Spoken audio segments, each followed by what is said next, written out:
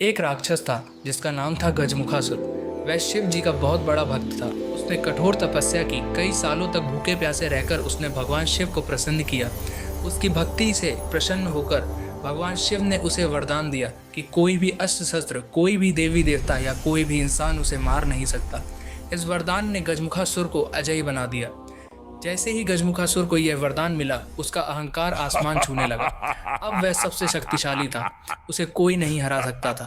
उसने सोचा, मैं अब देवताओं से भी बड़ा हूँ। उसने स्वर्ग पर हमला कर दिया, देवताओं को परेशान करना शुरू कर दिया और धरती पर हाहाकार मचा दिया। ऋषि मुनि, देवता और साधारण लोग सब उसके आतंक से परेशान थे। देवताओं ने मिलकर भगवान गणेश से मदद मांगी।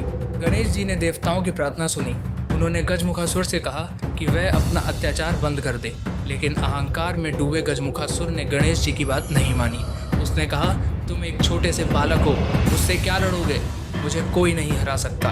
फिर शुरू हुआ दोनों के बीच एक भयंकर युद्ध।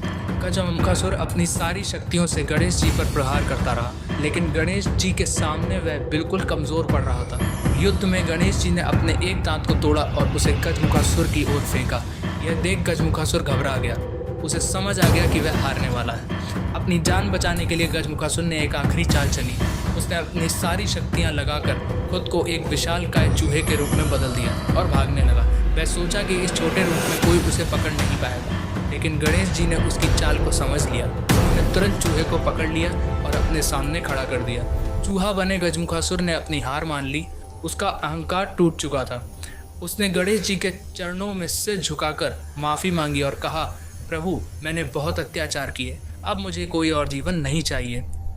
मैं आपका सेवक बनकर रहना चाहता हूँ।